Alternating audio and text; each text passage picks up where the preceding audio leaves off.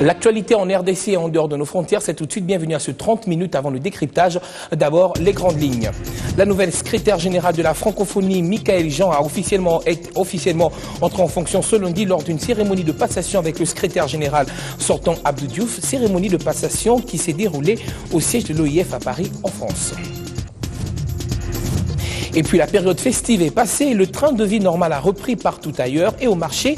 Ici par exemple à Kinshasa, certains produits vivriers qui avaient connu une hausse de prix ont été revus au rabais, mais aussi la circulation a repris timidement dans certains coins de la capitale. Et puis Joseph Kabila a échangé ce lundi avec les notables de la province du Katanga. Le président de la République a encouragé les notables de la province donc à travailler davantage pour l'émergence non seulement de la province mais également du pays tout entier. L'essentiel de l'actualité en 30 minutes. Bienvenue à tous. Comme à l'accoutumée de chaque lundi, le Premier ministre a tenu la première réunion de la Troïka stratégique de l'année 2015. Il a été question donc de faire le point sur les situations financières publiques, économiques et Augustin Matata Pogno a également brossé un bref aperçu de la situation politique et sécuritaire sur l'ensemble du pays. Le compte rendu ici avec le ministre de l'économie, Bahati Lukwebo. Comme vous le savez, aujourd'hui, le chef de l'État reçoit les notabilités katangaises et nous attendons tous les conclusions que nous souhaitons heureuses de cette rencontre. Deuxièmement, vous avez noté que le chef rebelle Cobra Matata a été capturé et il va être acheminé à Kinshasa dans les heures qui suivent.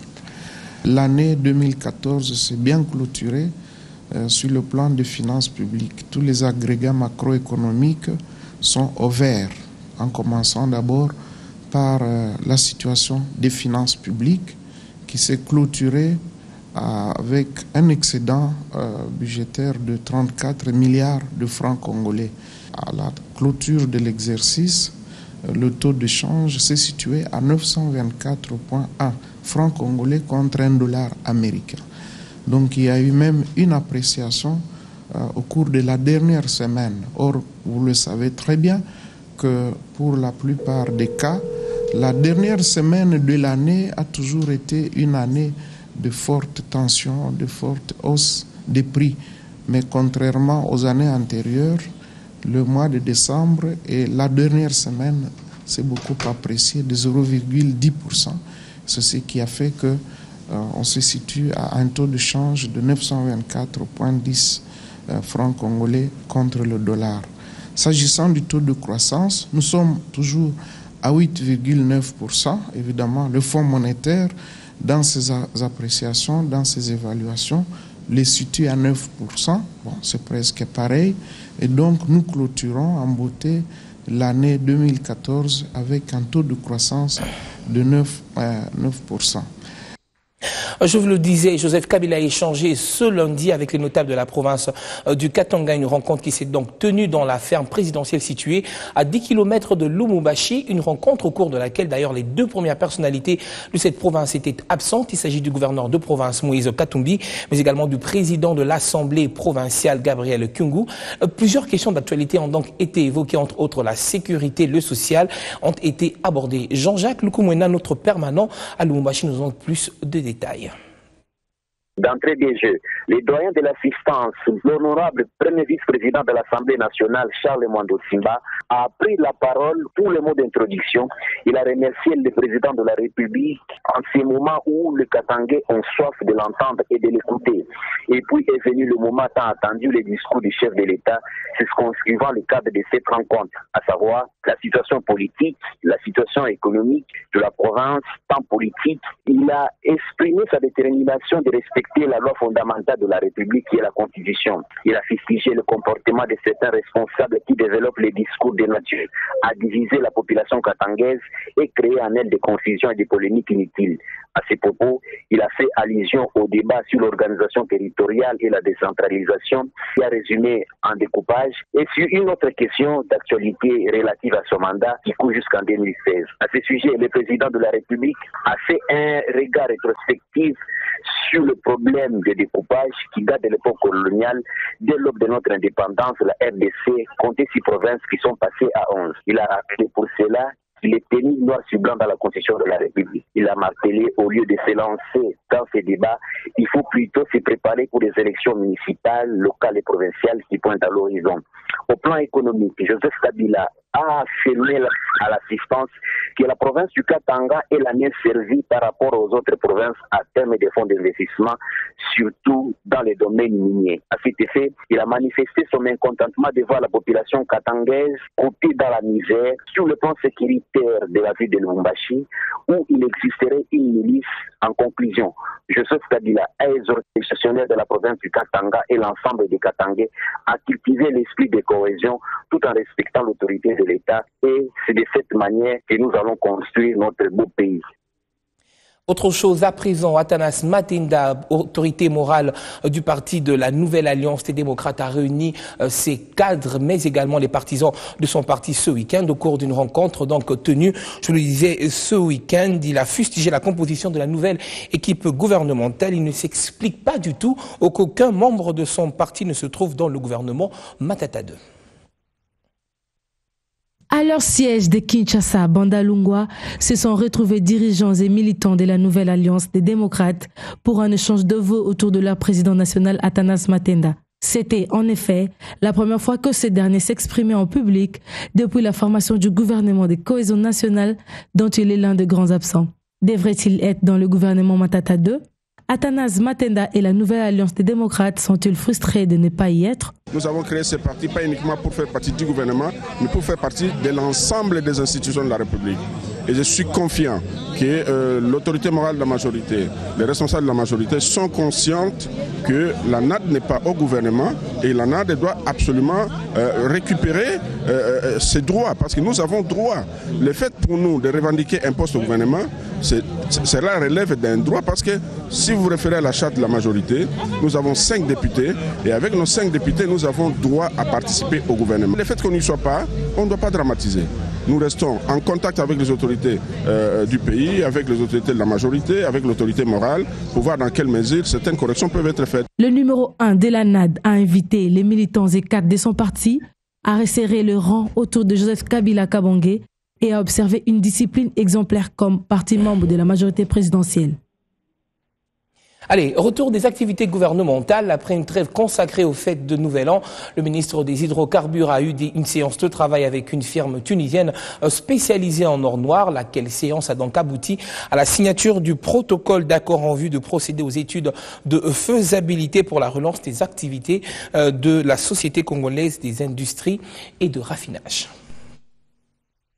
Ce protocole d'accord signé entre les ministères congolais des hydrocarbures et la firme tunisienne EPPM pour les études de faisabilité technico-commerciale, scelle le lien entre les deux parties. L'objectif est de relancer les activités de la Société congolaise des industries et raffinage, un secteur qui devra booster l'économie congolaise et la création d'emplois pour le peuple congolais. L'usine de raffinerie est fermée depuis 1999, ça fait 15 ans.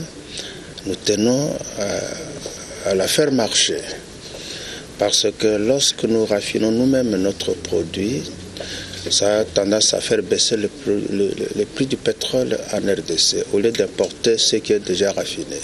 Le gouvernement tient non seulement à réhabiliter, mais à moderniser et à augmenter la capacité de cette unité de production.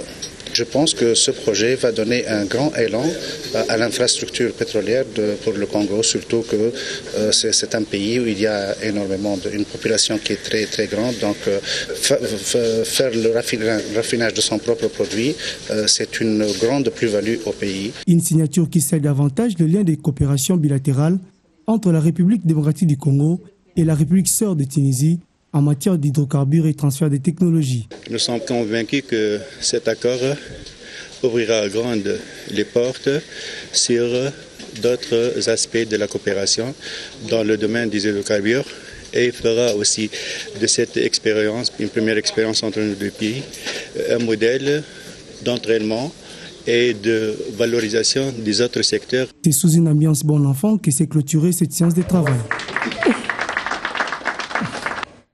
Et quant au ministre de l'Environnement et Développement durable, il a échangé lui ce lundi avec une délégation de la Fédération des industriels du bois au Congo. Objectif visé par Bienvenue Liota Njoli, l'harmonisation des vues pour que ce secteur contribue efficacement au développement du pays. Ces hommes et femmes autour de cette table sont des exploitants forestiers opérant en République démocratique du Congo.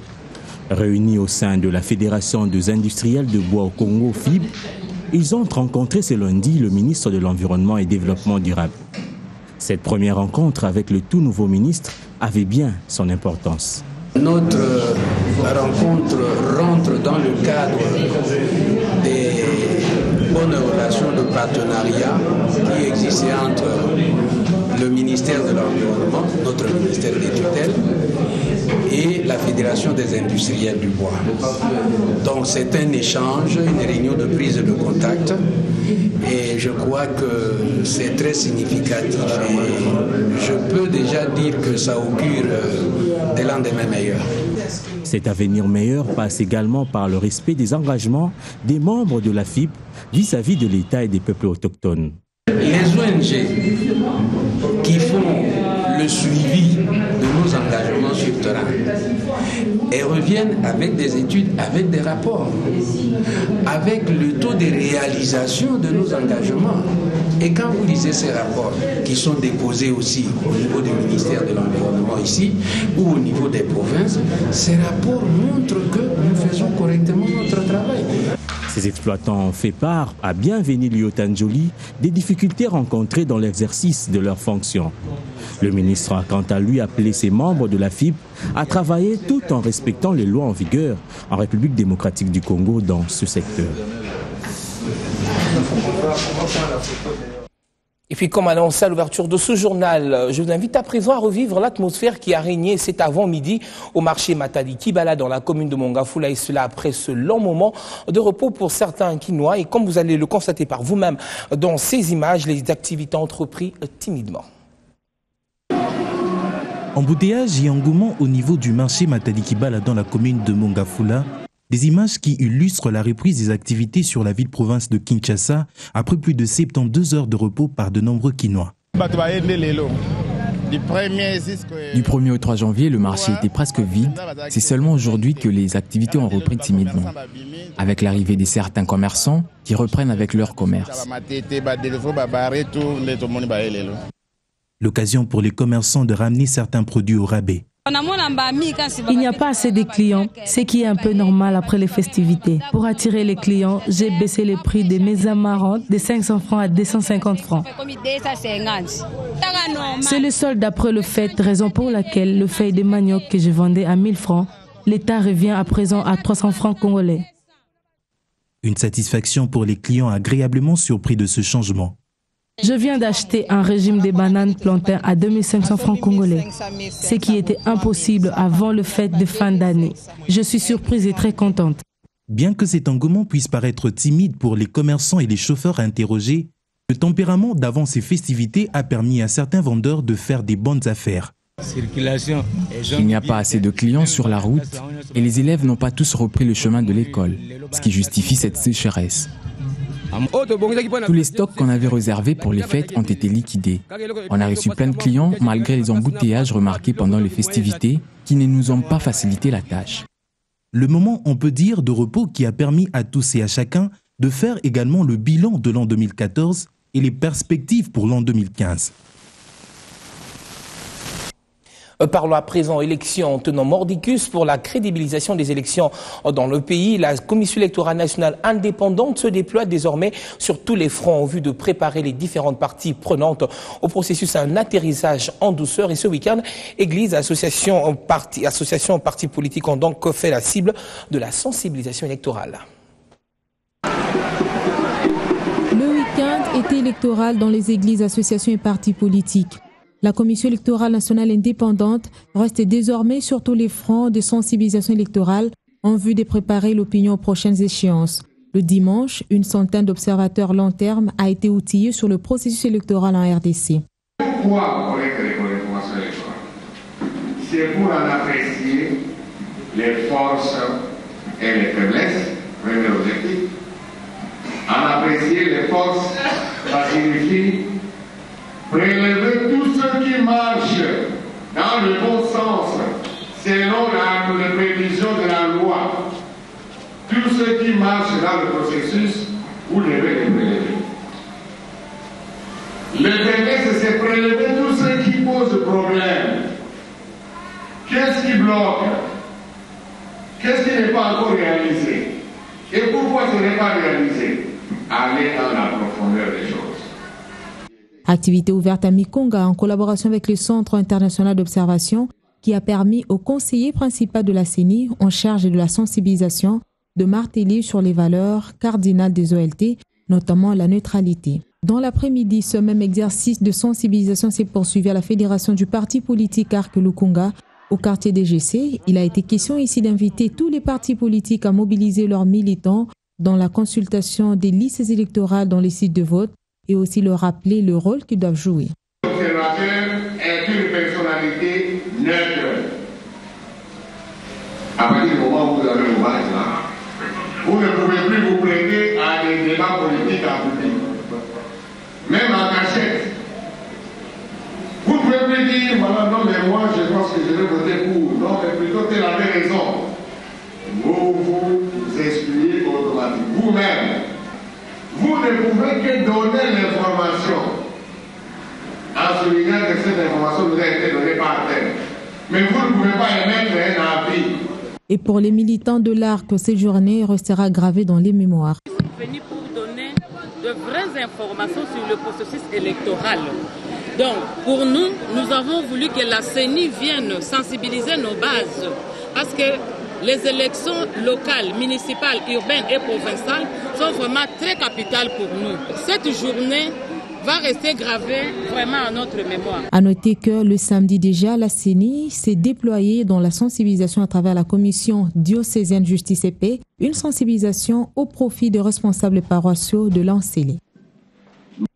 Comme annoncé à l'ouverture de ce journal, c'est ce lundi que la nouvelle secrétaire générale de l'Organisation internationale de la francophonie, Michael Jean, est officiellement entré en fonction, désigné le 30 novembre dernier par les chefs d'État et de gouvernement de l'OIF lors du 15e sommet de la francophonie à Dakar, au Sénégal.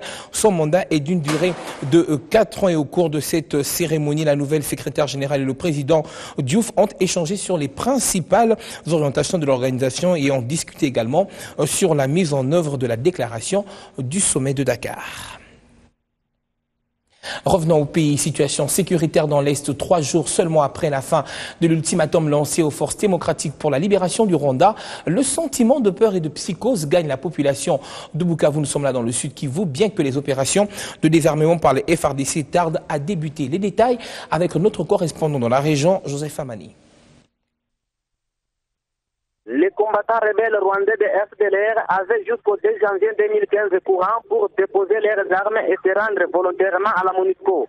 Mais jusqu'à ce jour, aucun mouvement n'est signalé partout où se trouvent ces combattants sur l'étendue de la province du Sud Kivu. Un bon nombre de ces rebelles est localisé dans le territoire de Mwenga, précisément à Itombwe. Un autre petit groupe se trouve dans les hauts plateaux d'Ouvira. D'après nos sources militaires proches de l'opération Sokola, renseignent que la province du Sud Kivu héberge encore 500 combattants FDLR. Par contre, d'autres sources avancent un chiffre compris entre 1500 et 2000 combattants FDLR dans la province du Sud Kivu. Cette situation inquiète énormément la nouvelle dynamique de la société civile du Congo NDC qui invite le gouvernement congolais et la communauté internationale à lancer le plus tôt possible les opérations conjointes MONUSCO et FARDC pour traquer des forces rebelles dans la zone. Actuellement, les populations vivent dans une peur totale, craignant l'opération de traque contre ces rebelles. Nous disons pour rappel, la dernière vague de ces combattants a quitté Bourigny dans le territoire de Mwenga dimanche 28 décembre 2014 avec 67 combattants FDLR et 26 armes et sont cantonnés dans les camps de transit à Walungu en attendant leur rapatriement vers Kisangani. Et toujours à ce sujet, la population de Goma, elle, reste partagée sur le désarmement forcé de ces combattants FDLR. Les uns sont pour les opérations immédiatement contre ces rebelles rwandais. D'autres, par contre, demandent à la communauté internationale de tout mettre en œuvre pour faciliter un dialogue inter-rwandais. Également, dans la province du Nord Kivu, précisément à Goma, notre correspondant Patrick Sialoua. Ils sont totalement partagés, les habitants de Goma, sur le désarmement forcé des rebelles rwandais, des FDLR. Pour certains interrogés ce lundi, il faut un désarmement sans délai de ces rebelles rwandais, comme le déclare M. Damien Kassekwa. On s'attendait à ce qu'il y ait une action militaire qui soit directement menée, mais jusque-là, on a dit que l'action militaire sera menée que contre les FDLR qui auront des armes à main. Donc moi je comprends que soit les FDLR sont en train de se moquer de nous, ou soit vraiment il n'y a pas la bonne volonté de désarmer ces FDLR, parce que même là-bas dans le Walikale, les FDLR sont encore armés, ils sont en train de commettre des exactions. Donc j'aimerais vraiment demander la concrétisation de ce qu'on a dit. Quand l'ultimatum est atteint, il fallait normalement qu'on apprenne que les FDLR sont déjà traqués, mais jusque-là, il n'y a encore rien de fait. Donc on est déçu que notre gouvernement n'ait pas tenu sa promesse. On attend vraiment de notre gouvernement qu'il puisse utiliser la force, mais ils n'ont pas encore fait ce qu'on est vraiment déçus. De son côté, l'étudiant Fiston Nsenga pense qu'il faut qu'il y ait un dialogue entre le gouvernement rwandais et les FDLR. La communauté internationale a une responsabilité. Elle a réuni les Congolais autour d'une table. Elle a réuni beaucoup d'autres pays avec leurs opposants autour d'une table. Je pense qu'il est grand temps que la communauté internationale s'engage à mettre sur la même table les rebelles rwandais et les gouvernements rwandais, parce que ça n'est de trop. S'il faut tirer sur ces rebelles, ce sont nos frères congolais qui vont en pâtir, ce sont nos frères congolais qui vont mourir, puisque ces gens-là se sont dissimulés pendant 20 ans dans la population. Et moi, je ne vois pas d'autre issue que de les mettre sur la table et de les appeler à cohabiter ensemble avec leurs frères rwandais dans leur pays natal. Goma. Quittant le Kivu pour la province orientale, où une décrispation serait sur le point de s'installer à Kisangani entre le gouverneur Jean Bamanisa Saïdi et des membres du PPRD qui ont protesté contre la suspension du maire de la ville pour des motifs difficiles à élucider entre les deux parties. Et nous avons joint à ce sujet Magloire Bolunda, qui est journaliste à Radio OPED. Oui, selon l'arrêté du gouverneur de province, c'est une suspension préventive. Et l'arrêté accuse les maires de faire obstruction à la mission d'enquête qui a été envoyée à la mairie pour vérifier le niveau d'exécution de la gestion des finances. Et en plus de cela, on l'accuse d'outrage et de rébellion à l'endroit de l'autorité politique. C'est pourquoi le gouverneur de province a jugé bon d'émettre une suspension préventive en vue de permettre les enquêtes de se poursuivre. En fait, une suspension préventive, c'est préventif, donc ça dépend de l'autorité qui l'a émise. Bien sûr que derrière les raisons évoquées dans l'arrêté du gouverneur, il y a d'autres raisons qui circulent sous coulisses, par exemple les conflits autour du bâtiment qui abrite les installations de la mairie et qui vient à peine d'être réhabilité par la coopération technique belge. En fait, la famille politique du maire de la ville accuse les gouverneurs d'en faire un conflit parce que les gouverneurs voulaient, selon cette famille politique, les PPR, donc, les gouverneurs voulaient installer les gouvernements en lieu et place de la mairie. Ça, c'est aussi une accusation qui a été plutôt émise du côté de la famille politique du maire de la ville. Il faudrait préciser, je ne crois pas que ce soit la population, parce que ça semble ne pas vraiment concerner la population, c'est plutôt une portion des membres du PPRD qui a marché le samedi dernier, et bien sûr en dénonçant cette mesure de suspension préventive et en accusant le gouverneur en fait de faire un problème autour de ces bâtiments de la mairie. C'était pas la population, mais une partie de la famille politique du maire de la ville. Et en parlant de cette famille politique, ce matin, la même famille politique a appelé ses membres au calme, car selon elle, il y aurait des négociations en cours pour une issue concertée. Vous l'avez donc compris avec moi, il s'agissait donc de Magloire Bolunda, vice-président de l'UNPC, parti UNPC de la province orientale. Et nous allons nous dire au revoir avec cette marche de santé organisée ce week-end par les jeunes réunis au sein de la nouvelle génération pour l'émergence du Congo. Activité sportive qui avait une double signification. D'abord, la commémoration des martyrs tombés le 4 janvier 1959, mais aussi une marche de soutien aux victimes des massacres de Béni dans la province du Nord Kivu. C'était un week-end festif mis à profit par ces jeunes réunis au sein de la nouvelle génération pour l'émergence du Congo. Une marche de santé qui a eu comme point de départ la place Inca dans la commune de Kalamou. Le peloton a ensuite pris la direction de l'avenue de la Libération, ex-24 novembre, en passant par le boulevard Triomphal. Au point de chute, place de la gare centrale. Activité sportive organisant mémoire des martyrs de 4 janvier 1959. La nouvelle génération pour l'émergence du Congo a voulu commémorer, comme par coïncidence de l'histoire, ce dimanche 4 janvier 2015, soit 56 ans après, ces héros de la République, que nous considérons comme modèles, parce que ces jeunes que vous voyez ici sont désormais engagés à la cause de la nation. Ils sont prêts même à se sacrifier pour l'émergence de la République. Actualité oblige et solidarité nationale, cette marche était également organisée en soutien à toutes les victimes tombées lors des massacres de Béni. Vous savez qu'en 2014, il y a eu autant de morts à Béni. Nos femmes ont été violées, nos enfants ont été kidnappés, nos hommes et compatriotes ont été laminés. Il a donc été question pour l'ANOJEC de pouvoir avoir une pensée pieuse en leur mémoire. Les jeunes réunis au sein de la nouvelle génération pour l'émergence du Congo entendent ainsi multiplier plusieurs activités du genre. L'objectif étant d'inciter les décideurs à faire participer les jeunes aux prises de décision.